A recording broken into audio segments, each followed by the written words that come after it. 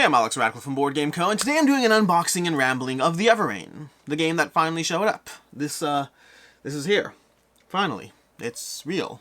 It is. Ignore my stacks of boxes. I'm going to go ahead and take these down from the giant pile that they are before they tip and fall over. They are all in shrink, and they are not made for stacking, especially when they have those little shrink. You see these things here?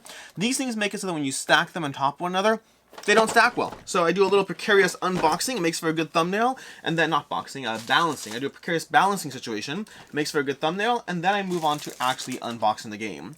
Now, this should be a fun unboxing because this is one of those games that I've been talking about as the games that are in risk. First of all, I'm sorry, I'm late for this, but coffee shot, knife, all that stuff.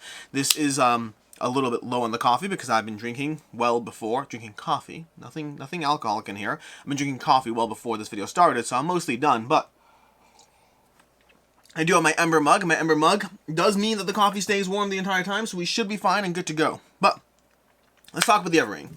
So, I have the Everrain. I think it's an all-in pledge. Maybe not art books. I can't remember the upside or downside of backing a game from like 2.5 years ago. It does mean that when it comes time to remember what you got, you don't necessarily remember. In fact, it's actually a little more complicated than that because to make this further confusing, this was in fact a pledge that I traded for and then got extras on. Basically, somebody was trading me, they backed the game, they're like, you know what, I changed my mind, I don't want this, so let's go ahead and trade for this. I don't know why it's on the side over here. And once I was trading for it, I was like, well, I always go all in, so I kind of want the extra expansion stuff, and so I reached out and said, hey, what if I trade you these other games, and instead we get, you know, these extra, like, add-on packs and all that, and that's basically what we did. So I traded for the Everrain, I traded for the all-in stuff, and then I ended up paying for it twice because when they eventually had an update about like extra dice or something like that, like glitzy marbleized dice, whatever, I remember from Cthulhu Death May Die, one of my favorite games of all time, that I've always regretted not having more of those cool dice. And so this game, I was like, you know what, I'm just going to get them. It's a mistake, but I'll get them. It probably was a mistake, but I got them. So I ended up paying an extra chunk for a bunch of all the extra custom dice and metal coins and all the things that I totally didn't need, but decided to get. And then once more, when they finally said, hey, by the way, things haven't worked out for us the way we hoped. And again, there's some complication around taxes and tax refunds. And they kind of said, hey, we're not holding your games hostage. You could get your games, but also, if you want to get your games now as opposed to some undefined point in the future, well, then you'll have to go ahead. Did I just rip this board? I just ripped. That is incredible. That is a good start to this video. So, let's finish what I was saying. So basically, they said if you want your game at any reasonable time frame, any guaranteed time frame, you have to pay extra. So I paid like an extra €45 to get my hands in it, but better now than possibly never. And over here, as I was opening this board, that was a little rip that I could feel it kind of just give way as I did that. It's not the end of the world, it just means I need to be super careful, but that should not have happened from like, I mean, don't get me wrong, I wasn't being the super most careful ever, but I was treating this board the way I treat all the other boards, and the first time I touched it, got a rip on the back. It's not a big deal, but it's not a good start to a game that's 2.5 years old. Anyways, the Everrain is my oldest standing campaign that I didn't back. Wild Descent was the one before it, or along the same time, and Wild Descent showed up a year plus ago, so this one you know is overdue. And I know that they've had, Grimlord Games in particular, and well, not in particular, Grimlord Games along with like 17 other companies have had a bunch of issues with, ooh, these are cool, I like these. What are these? Let's go ahead and take a look. It's the Trauma and Strain. This is what we have over here as far as these guys go. I mean, they just look nice. They have everything punched out already, so they pre-punched those, which is nice. You have deckhands. They're all deckhands. I don't know what I'm hoping to have here. We have Navigators. We've got Navigators over here. Those are fun. And then we have Surgeons, Master-at-Arms. Now, I don't know much about the mechanics of the game, so if you're looking for that, this is not the video you want to be on. Not on. Being on the video would be cool. But past that, in general, I'm Alex Radcliffe from Board Game Co. This is an unboxing and rambling video. If you're hoping for anything other than a rambling train of thought, you came to the wrong place. There are many well-informed unboxings. Sometimes I even do those myself when I actually know about the game. This is not one of those times. This is one of those times where I backed the game because it looked cool. End of the world, elder gods, some degree of campaign and exploration on the seas, and lots of fun things. Again, to be fair, I didn't actually back it. I traded for it, but still, same general principle applies. But also, it's been 2.5 years, okay? I don't remember the exact details of a game 2.5 years later. I remember being interested in the game. I remember I had miniatures. I got the Sundrop miniatures because they look cool. Oh, that was the other thing I paid into, I think, if I recall correctly. All the stuff looks cool. Let's take a look at the rulebook over here. But looking cool is, does not help you 2.5 years later. So, the Everrain rulebook over here. We have page 4 for the overview, going into the shipboard and stuff. Let's see if we get to, how far do we have to go? Advancing, graphic heavy, so it's not bad in that sense. But past that, we have, I don't even have the top camera on. We have the rulebook over here, and then we have optional advanced mechanics, not bad, and then the World of Everrain. So altogether, before we get to the World of Everrain, we have about 30 pages total, roughly, of rules with some image-heavy text. That will be fun. Let's add it to the list of games that I'm not getting to. You see, there's a long list of games that I'm getting to, and a long list of games that I'm not getting to. Both of those things are happening right now. You see, I'm going through about, Frosthaven showed up, and I'm 15 games into it. That's not bad. That's more than most of you. And some of you are like, I didn't get Frosthaven yet. I'm waiting for it. I'm sorry. That wasn't meant to be, that wasn't meant to rub it in. It was meant to be saying I'm getting through some games, actually getting through some games. We have over here, this one over here, this over here. I'm going to be starting a 12 by 12 challenge as well. We have the Aberconway over here. Again, your ship, your various places for your deckhands and things. We have the Bitter End. Is that the end of this campaign? I don't actually know what's going to happen with Grimlord Games. See, that's another thing that's interesting right now. And I say interesting from the... It's tricky. So here's the deal, okay? These things in general are very tricky, and it's hard to feel too much sympathy, and it's hard to feel no sympathy. It's a weird situation. You have a lot of companies who have gone through a lot of shipping issues, and a lot of it is very complicated because of the fact that it's not their fault, but also life basically threw everyone a curveball, and they're all trying to deal with it as best they can. And some have had worse issues than others, and some people will be like, well, if they had shipped it on time like they were supposed to, many campaigns don't ship on time, and usually that's not a problem. Usually we don't expect giant pandemics that shut things down. Life is complicated. But then many people point out, well, yeah, but if shipping had been $200,000 cheaper, would we have gotten a refund? I don't think so. The answer is no, you wouldn't have. But also, the reason they have to ask for more money is because their margins suck. This is not like giant tech where they're charging $80 for a microchip that costs 3 cents to make. The cost of production on board games and the margins of income are terrible. And they do that because it's a passion hobby. They're interested. They want to make it all work out. But it means that lack of profit margin means that when things go wrong, there's not room for things to go wrong. And yes, it's true that had they gotten a $200,000 cheaper shipping, you probably would not get a check. But I usually find myself being sympathetic to the companies, while also, practically speaking, there are ways companies have handled it, and some companies have handled things better and worse than other companies, and that's just a reality of the situation. Some companies have been incredibly amazing with the way they communicated. Some companies try to hold things as close to their chest as much as possible. And even that's not necessarily out of malice, by the way. Sometimes it's just out of a hope that we can make it work without having to ask for more money, and then things come to a head and they can't. So the net point of everything I'm saying there is that I need to find a place to stack this box. The net point of everything I'm saying is that I am very sympathetic to the companies when these things happen, but it doesn't mean that there aren't natural consequences as far as whether the companies do or don't survive. I don't know what Grimlord's Games is going to do next. They did the what's the dungeon one with the heroes? I can't remember. I never remember. I always blank on the name. It's the one where you are fighting as the monsters in the dungeon. You're basically playing a tower defense game. You're trying to stop people from advancing, the villagers from advancing. I played it a while ago. I played it a bunch of times. Thought it was good. Didn't ultimately end up keeping it. I mostly just felt I'd rather play Zombicide, but it was a good game. And here we have some miniatures. So these are all sun-dropped or whatever version. I don't know if they're officially sun-dropped. They are. They say some on these. This one says that, here we go, sun-drop. It's official sun-drop. So the same pattern that Awaken Realms uses and all that for their games. That's going to be what we have over here. Look at this little snake guy. Now, the miniatures here are pretty good. They're very, they're very Elder One in terms of their general approach. I'll show you this guy in a second. They're fine. They're not to my, I like them. The detail's great. The sculpt styling is less my personal taste. It doesn't mean I don't like it. It just means I find myself a drop less enamored than I might otherwise be. But they do have sculpted bases, which is always a nice touch. This guy's got tentacle faces, which I always do appreciate. Whatever cultist kind of situations going on. Oh, tentacle back too. We got tentacle back. The quality is excellent. That's not really a question. Again, it's more a question of just personal styling, and we got a ton of miniatures here. I'm just going to show you what we can show you and call it a day because we got boxes to go through here. But this is going to join the list of campaign games that I'm trying to get to, but I don't know which ones I'm prioritizing. I've been going through Oathsworn, I've been going through Frosthaven, I'm going through Gloomhaven, I'm making my way through Roleplay Adventures, slowly making my way through all these different games. But there's a backlog too. There's Teneris Adventures just showed up, and that's going to be getting a lot of my priority time. So I'm sorry any other campaign games. Right now, between Frosthaven and Teneris, I don't know what else I can or can't do, because there is a limited bandwidth as far as how much I actually just, practically speaking, can play. Because I'm playing campaign games and non-campaign games at all times, and I keep getting these campaign games. I mean, I have League of Dungeoneers that showed up as well. I don't know which unboxing comes before this one, but there's so much stuff, and I theoretically will get to it all. Just the theoretically is, the when is the part that's a problem, because I'm not making the progress I'd like to. Monster Hunter World is going to be shipping soon. Horizon Zero Dawn is still looking at me. I've played through Horizon Zero Dawn, I've played through Horizon Zero Dawn a few times. Not played through. I've played missions of Horizon Zero Dawn a few times. But, like, I just need more time to, like, really give it a shot. I think Horizon Zero Dawn probably won't stay. Monster Hunter World I'm more optimistic about. It's more my jam. Horizon Zero Dawn I do very much like, by the way. But there are, in a world of being overwhelmed by too many games, hard choices have to be made, and I don't think Horizon Zero Dawn will make the cut, but I'm not sure. I'm not sure. I really do enjoy it. If it was more soloable, as opposed to the current form of it, like, I don't know. Listen, I hope they come back. Horizon Zero, what's it called? Horizon Forbidden West, is that the one that came out? I hope they come back to the table with that one and make some changes. I think they have a very good system in Horizon Zero Dawn, but it's, in the current form, I don't know if I need all the content. Speaking of which, I should probably get rid of my original Massive Darkness Season 1 content. Not because I don't want it, but because the chance of me ever needing to go through it when I have all the Season 2 stuff. Speaking of which, I have Massive Darkness Season 2. There are so many games. So many games.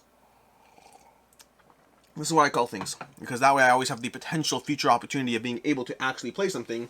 That, meaning, I get to promise myself that I'll play more stuff when I call the other things. Now, so this is one of the fun things about this game. They've got lots of ships. We also have this little guy we're going to show you first. Then there's also some non-miniature things that we're going to go through as well. And, of course, all the expansion boxes. Everything nicely timestamped for your convenience, of course, down below. This guy's fun, but it doesn't compare to this Elder one. Although, which Elder one is worse or better? This one is pretty cool. They're both roughly the same size. Different Elder gods, or under gods, as it were. But this is the guy I'm looking at. Again, very solid. I think I prefer the general sculpting from Cthulhu Death May Die, personally. Not to say this is bad in any way, shape, or form, but look at it. Just look at it. Look at it. Dun dun dun. Yeah, I need to know more about the game. I need to know more about the game. You have ships, your crews that you're mastering as you wander the waters, dealing with the Elder God on the, I should get the map back out, but whatever. Anyways, here we go with the ships. These, like, there's a whole bunch of these. I don't know if they're all the same sculpt. They don't look like the same sculpt. They look different. These are definitely different. But how many of them are different? I don't really know. They look like there are definite similarities. Are there 2 sculpts or 3 sculpts? There might only be like 2 or 3 sculpts. I'll show you 2 more here. Or they might be all vaguely... Those 2 definitely look the same. That one looks the same. That one looks the same. I think there's 3 sculpts here. If I'm not mistaken, I think there's 3 sculpts. I could be wrong. But we're going to show you these over here. We got at least one unique other one over here. And again, the quality is excellent. The contrast between having, you know, these little ships wandering in the water versus how you're going to manage your own ships wandering in the water is going to be different and interesting. I don't love how the ships don't all fit there properly. And then we have cards, and then tiny cards. Tiny cards are the best cards. These cards actually remind me of, not only does the card say Beloved, but it reminds me of the tiny cards that exist in Obsession. Okay, let's do this over here. And put these down here. Okay, so we have these tiny cards over here. Don't know what they do over here. I'm debating how much to like talk about, like how much might be spoilerish. I don't know, but this one probably isn't. They don't say anything spoilerish. When this crew dies, all crew suffer 1 strain and discard all positive traits. Then we have Enduring, 1 free death. When killed, remove all trauma, strain, and traits, draw new traits, and place below deck. This is a tiny deck of cards that looks very fun. We have our dice and our coins over here. So can be our little chips and gems that we have. Just they don't show up well on camera. We have some more gems of different colors. We have some dice that we're going to be showing you cooler dice in a second because we got all these dice over here as far as these guys. And these are not bad. I'm going to actually keep some of these out so I can show you contrasted with the cooler dice of the difference of what you would have potentially gotten from these versus the others. And we've got all these different dice here.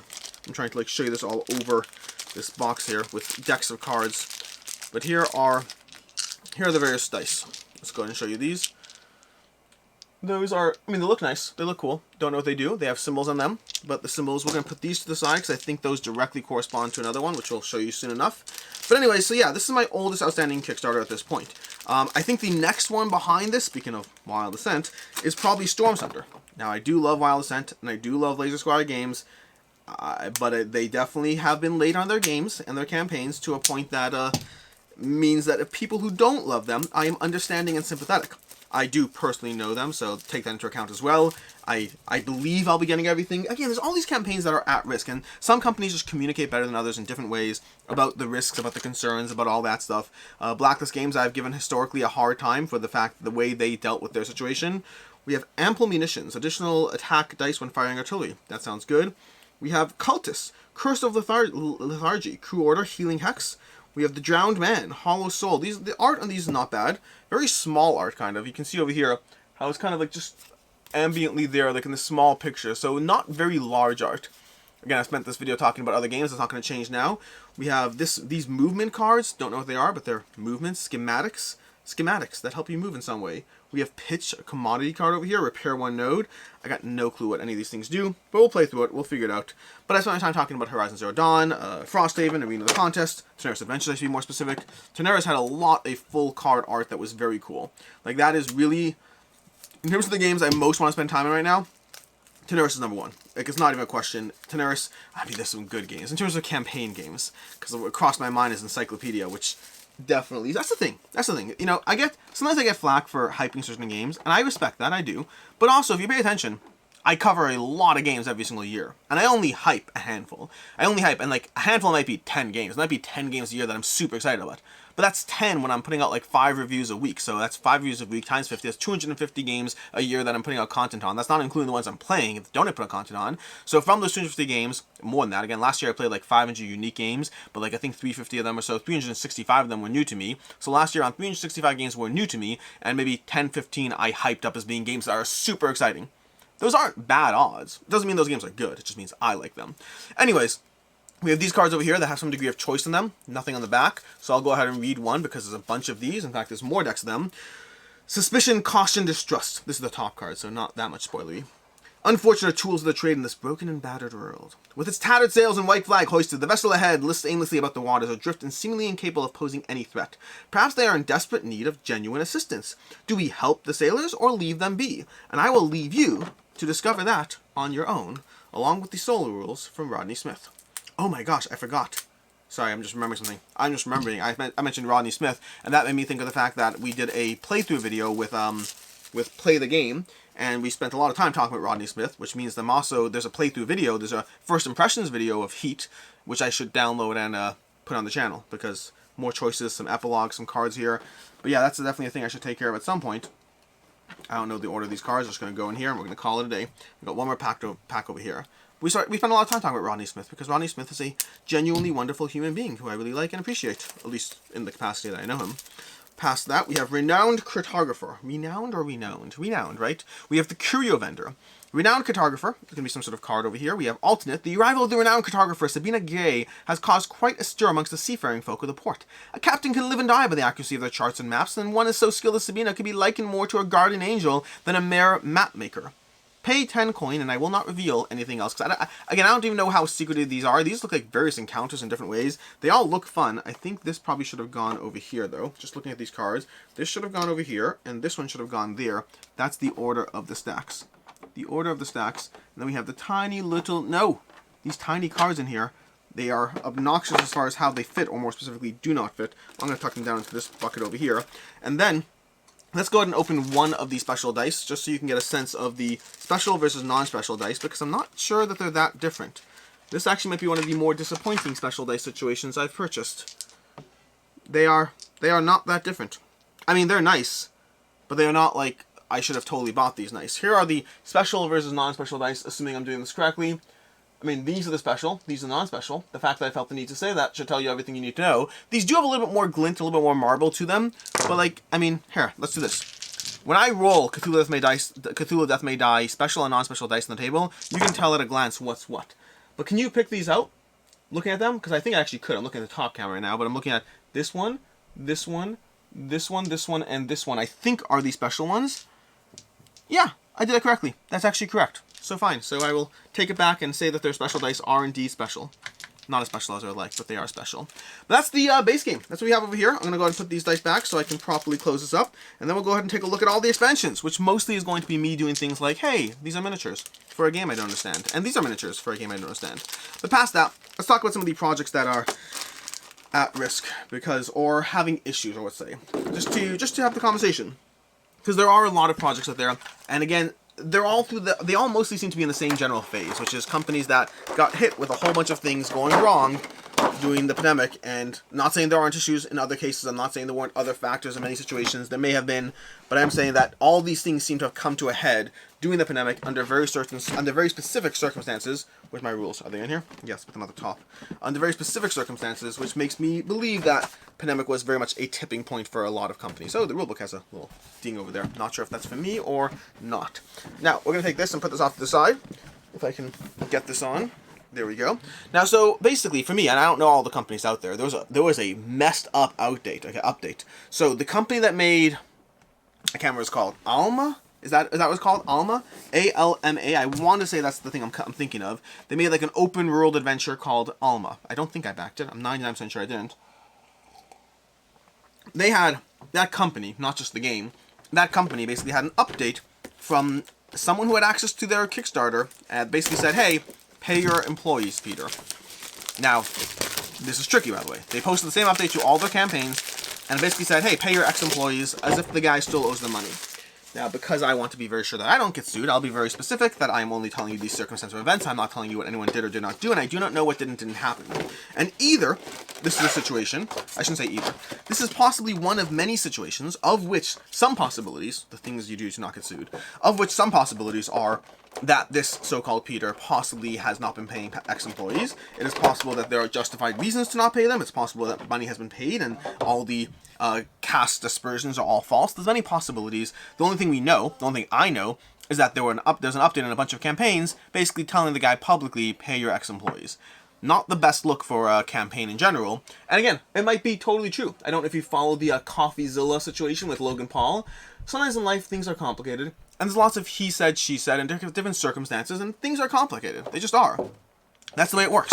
Things are complicated. I'm not saying what didn't happen, because that would get me sued. What I am saying is that certainly is not a great look for a campaign that already is very overdue, and their last update was saying meaningful progress has been made, but we can't tell you what the meaningful progress is, just trust us. Not the best look. I can't speak for what is or isn't happening. I can just tell you it's not a great look.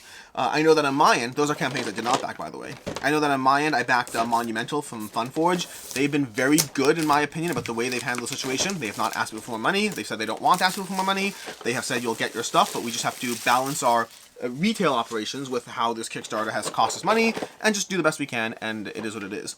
And I think that's actually been great. I think people are frustrated about the delays, and I respect that. But I'd rather be frustrated about the delays. I mean, no matter what you do, it's tough. Because you can frustrate people with the delays, or you can frustrate people with the fact that they have to pay more money. Or you can frustrate people with the fact that they never get their game. There's lots of ways to frustrate people. I generally, this by the way is the Torrent of Rebellion over here, in case you want the empty box. But I generally would say I'm generally a fan of how Funforge has been handling the situation, even if that does mean that I don't have my copy of the game yet. I have the copy of the base game. Not that I'm playing that right now, because see previous conversations about all the games that I want to play but have not been making time for, because there's so many good games. These are first world problems, just so we're clear. Here we go. This is what we got as far as these guys go. They look cool. They look cool. We got some more over here. Got some of these guys over here. Yep. Again, all the sculpts, that's the thing, again, the sculpts here, I have no faults whatsoever. They all look amazing and incredible, but also not as much to my jam, although I do like this one. This one's pretty cool, actually. They're not my personal taste as far as just the general styling. They do look good, though. I'm not in any way complaining with them. I think that they're really solid. Maybe it's just the, the naval, gritty, dark, Cthulhu-esque vibe. Then again, by the way, Cthulhu Death May Die, one of my favorite games ever, I'm not a fan of those sculpts either, for the record. Meaning, I'm a fan of the sculpt, I should say, but the genre of sculpts that they are is not my personal jam quite as much. Sometimes what we like and don't like has to do because of pretty and shiny things, and sometimes it has to do with gameplay. In the case of Cthulhu Death May Die, it's definitely gameplay. In the case of the Everrain, well, hopefully I actually play this and find out. They're so... I hate... You may have seen I did a Purge video recently, where I got rid of games that I hadn't played. That hurts the most. I don't mind getting rid of games that I've played. I hate getting rid of games that I haven't played. I hate the feeling of something that I decided was worth looking into, something I decided was worth playing, and then having that be something that, well, isn't. No, sorry, that's not true. Sorry. Something that is worth looking into, something that's worth playing, and then having it turn out that I don't give it that time down the road. That's the part that's hard for me. If I thought I liked it, I want to see why I thought I liked it. I want to see more about, okay, great, what was it about it? Like, something about the gameplay. It's not that I forget, it's just that I have limited time, and so I say, hey, look, I'm looking at my shelf over there. Crown of Amara. I'm looking at Crown of Amara right now. It looked like a cool system with like a double rondel Euro. Looked like a fun light game to play. Not light, but like lightweight Euro, mid to light Euro. Really interested in it. But then now I haven't played in a while, and I'm like, okay, great, I could let it go. This is a cool sculpt, by the way. I do like the sculpt. I should say that because I've been saying all the sculpts that I don't like quite as much. And it's not don't like. I keep like giving my opinion and hedging my opinion so strongly. It's personal taste and stuff. But anyway, these are actually, I like this guy on the left. You see, some of these are cool. But anyway, Crown of Amara, it's a cool game. I want to play it, and I kept it because I still see the promise in what it was, or what it is, or what it could be. Something about it still compels me enough that I held on to it during the purge. Versus something like, looking at my shelves over there, I don't even remember. A dice. There was a dice game from David Tershi. Dice Settlers. Dice Settlers, for instance, is a game that I sat there and I looked at Dice Settlers and I was like, once upon a time, something about this game, this Dice Settlers game, compelled me. But right now, looking at it, it still compels me to a degree, but not enough to spend time in it compared with other games. And that's always the conversation piece. It's not about a lack of interest, it's about what's my interest level compared to other games. What thing does something else bump out as I get it? That happens a lot. It's sometimes you get a game, like for instance, right now, I get a game like, you know, the Everrain, and I sit there and I look at Horizon Zero Dawn, I'm like, how interested am I in Horizon Zero Dawn? I've played it, I've enjoyed it, but where do I want to give my time right now? Horizon Zero Dawn or the Everrain? Because both of those are still exploratory conversations. It's not like the conversation of Frosthaven or Gloomhaven where I know I like it and I know I want to keep it. And that's the thing, a lot of time in games is spent because you know you love the thing. And a lot of time is spent trying to discover if you like the new thing. And that's a constant conversation in life in general. And it's always a healthy balance to be struck. In my case, the balance is a little less healthy because I'm a content creator. But you should hopefully not feel that sense of pressure. Meaning if you go to the ice cream store and you sometimes get the ice cream that you know you like the most, or the 5 ice creams you know you like the most, and other times you try new ice creams because how will you ever find new ice creams unless you try them? If you only go with the 5 that you like, you'll never find new ones. So there is that balance in life. Now, in my case, I try a little bit more ice cream than I probably should because, well, I review ice cream for a living and people want to know about all the ice cream flavors. So I find myself giving time and attention to raspberry rum chocolate, even though it's not something that would be quite as much my jam. Normally, I just want the raspberry chocolate, and now I'm doing raspberry rum chocolate. Small differences. I'm still not going to do plain raspberry because that's just clearly not my taste. But if it's where my interest lies or adjacent, I'm more likely to lean into it because, well, content creator, showing you all the games, all that stuff. So my ratio is definitely there. But when I play Gloomhaven, Frosthaven, Hoplomachus, Too Many Bones, Spirit Island, Mage Knight, when I play these games, I'm doing so because I know I love them. And when I play the Everrain, Horizon Zero Dawn, Anachrony, Cleopatra, Edo, when I play those games, I'm doing so because I hope I'll love them. And so exploratory gaming versus knowing I love it gaming versus once upon a time I said yes to a review copy and now I feel the pressure to deliver gaming, those are different pressures. And man overboard, man overboard. Actually, that's fairly apropos right now. Man overboard. But we got him back. Let's swap these over here. So, again, these are great sculpts. Just not as much my personal taste, except for the occasions when I say that they are. We got 2 more boxes to go through, by the way, and then we have peripherals, just for the record. So we are making good progress over here. We are getting through, just showing you miniatures. That was, by the way, we did the Abyssal Tides, and now we did the Undertow of Madness. Next up, we have the Twilight Flood and the Seafarer, I guess. Let's go ahead and take a look at all these things. Then we have all these dice that are off to the side. And I'm realizing I don't like the fact that I'm going to figure this out later. This is going to be future Alex's problem. I don't know where to store all these extras, but they're going to be... Let's go ahead and show you some of the extras, okay? We have a whole bunch of fun little dice to show. Some extra cool packs of different things. Some that look cooler than others. Some that you apparently can barely see. These red ones over here. You can barely see some of these, but hey, we'll go ahead and take a look. Let's take a look. We're gonna toss these packs because these we're gonna have to figure out where they go, but I'm not storing them back in here. That just seems crazy. These are the Aberconways. So each ship has its own dice. Oh, that's what it was. Yeah, every ship gets its own dice as opposed to sharing dice, maybe? I guess. Maybe. Don't remember exactly. Let's see. Okay, we got those. And then we got these. And we got metal coins to go through too. And we got playmats. We got a lot of things over here. And they are fun. But let's go ahead and take a look. This is the dice smorgasbord that you have. Just, you know, lots of dice. Lots of dice. Let's go ahead and show you just handfuls of dice. And they're all, I mean, I probably have to figure out how to, like, repackage them all up so everything, you know, all fits. But we can deal with that. That should not be the hardest thing. We'll move these off to the side for right now, and I'll clean these up later and dump them into a box or something. I don't know what I'm going to do with them. We'll figure it out. There are easier and worse problems to have. So the Twilight Flood, You know what? Let's go ahead and save the Twilight Flood for last, because it actually has like more than 2 miniatures. And yes, I am aware that the knife I just poked towards me could hit me there, but I was conscious of it, he says, as opposed to the juggling of knives. Anyways, so yeah, so hopefully we've talked about 17,000 games by now doing this unboxing and rambling. That's where these things can go at times. Depends how much I know about the game. As far as the Everrain goes, I'll probably watch a playthrough video, maybe read the rules, dive into it at some point in some way. I do want to see what this game has to offer. Again, the whole looking at some games on my shelf as I got this is based around that. It's based around seeing other games and thinking to myself, I want to try this. Once upon a time, I decided it was worth my time and attention to trade for this game and see if it's a game for me. And that means that I'm curious as to where my opinion holds up today and why she's carrying a giant squid tail, I'm assuming for the meat.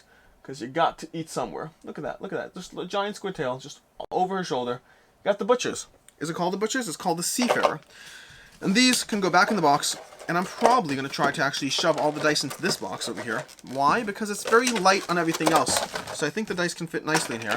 Excuse me while I go gather all these needless dice that I may or may not need, depending if I like the game or not, and dump them into this box. Usually what I do is I consolidate properly. Like this stuff, by the way, sorry about that. Every single thing you're seeing here today, if I like the game, will likely be consolidated into the main box. I believe it's doable, but that's only if I like the game. And the bar on which campaign games I can afford to like right now is very tight. If I had to list some games, let's see if we can end this video this way. I'm going to list 10 games where I would love to spend my time.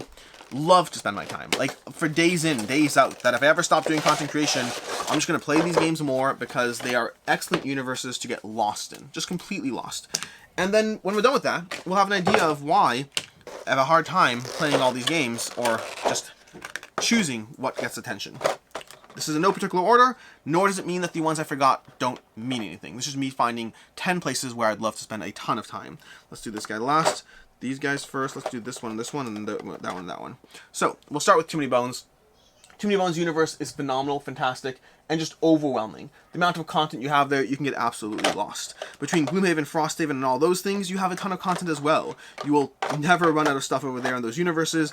It's just an absolute ton. That's going to be 2. We have Terrace Adventures. If you've seen my unboxing recently, you know that's just an absolute universe of content you can get lost in easily without having to worry at all. Unsettled gives you so much replayability in the game that as long as it's one of the 10, if it's the only one, you might be in trouble, but if it's one of the 10, you should be good to go in journeys and adventures that'll keep you busy forever. Is that 4? Frosthaven Terrace? Yeah, 4 so far. Then we have Spirit Island. A ton of... Nope, I'm not going to give you Spirit Island. I'm not. No, not for this conversation. It's not good enough for this conversation. It's a great game, but the replay on it is a little lacking compared to what I would want in what these universes I'm talking about. Marvel Champions will forever have me just invested in just how much... They keep releasing packs, they keep releasing content. There's always stuff you can do in that universe, there's always new decks to try. There's campaigns I haven't ventured on because I haven't felt the need to. That brings us up to 5 so far. We have Wild Ascent, which I adore. I think it's incredible, and the amount of content they're going to have in the exploration as you dive into the wards. The Levon Rising. Levon Rising gives you so much extra content for the game, and even the base game has plenty. Wild Ascent can easily be my number 6. I'm going to have Primal. I don't even know what to do with these. This is going to stay in here because I don't know what to do with it. Primal is going to be my number 7. I love Primal. I think it's phenomenal and fantastic, and I cannot wait for it to arrive. Monster Hunter World is not going to be on this list. It's close, but it's not going to be on this list. Although Elden Ring, oh no, nope. I need to spend more time with Elden Ring before I'm confident in what it is or isn't. I think Elden Ring is great, but I only played it once. I'm not willing to give it one of these top 10 spots just yet. Past that, so we have those 7. We need 3 more. 3 more giant universes I get lost in. Zombicide. Oh my gosh, the amount of Zombicide content I have is absolutely ridiculous. Massive Darkness I'm not giving it yet because I need to play it more. We need 2 more games. I could do Cloudspire, but I want to play it more. Too Many Bones I'm definitely willing to give it 2 more games. Zombicide's an easy one. I mean, the contest isn't easy. Are we actually running out? No. Oathsworn. Oh my gosh, Oathsworn. Oathsworn is an easy pick for this conversation, so we only need 1 more left, and then from there we're going to show you these metal coins, these chunky metal coins. We still got playmats left to go, but I still need 1 more game that I can absolutely sink my teeth into, and it has to be a game that I know I love. I'm not picking the Storm Centers of the world that I have not played yet. I'm picking games that I've played, that I love, that I'm looking forward to, that tempt me to no end. I gave you Unsettled already. What else is there that falls into that giant scope campaign game type system that I know I love, and therefore it's a good pick because of that. These are the 20s. 20s in the middle of here. I need 1 more. It has to be a system I know I love. What's on top over there? Madara I don't know I love. Crimson Scales falls under Gloomhaven content. Roleplay Adventures, not enough. It's not going to give me the world that I want, the amount of content I want. Cthulhu Death May Die. Oh my gosh, I'm so sorry. I am so sorry. Cthulhu Death May Die is going to be number 10. Those 10 games would give me so much of just a life to wrap my head around, and I would never run out of stuff. Now, they're not the best in terms of variety. If you want variety, I'd recommend a few others that are more different genres that touch different things. This is just more of a giant epic universes that can compel you to no end. I'm sure there are more. Those are the 10 that I'm thinking of for right now. The 10 that I've played, that I know I like, and that I can recommend easily because of just how I feel with them. Playmats. Okay, so this is going to be a playmat. Oh, look, I ripped my board, but who cares, because I have this giant playmat that's very nice. Actually, that is pretty nice. Now, the question is whether I can fit this in the box. I think you could. Once I get everything rolled up, is there... What's on the back here? Stitched fabric. Okay, a little stitching over there. This is nice. I like it. I'm happy I have this. This is cool, especially because I'm destroying my board. Let's go ahead and do this over here. No! It went off the edge. Last thing, we need to do personal player boards that are also Neophene Mask that can also fit in the base box, which I like that. Again, assuming I keep it. If I don't keep it, it does not help me whatsoever. Let's go ahead and grab one of these out, just one.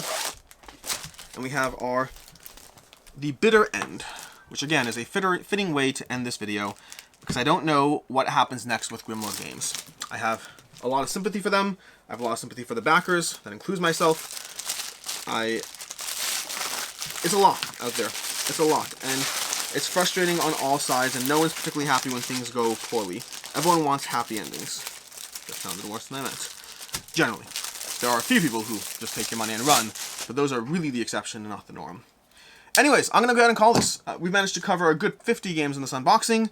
This has been your unboxing and rambling of the Everrain. It's finally here. Now I have to go find out what my oldest outstanding Kickstarter is. It might be Storm Center. I'm not sure. I'll go check. In any case, until... No! Oh my gosh, no! What's that other one? It might be... I don't know if it's before or after Storm Center. There's that Egyptian-themed one. I can't remember. It's like Egyptian, like, kind of dungeon crawler with legacy elements. It's been forever. It's been a long time. In any case, and until next time, I'm Alex Radcliffe from Board Game Co., and I hope you have a good one.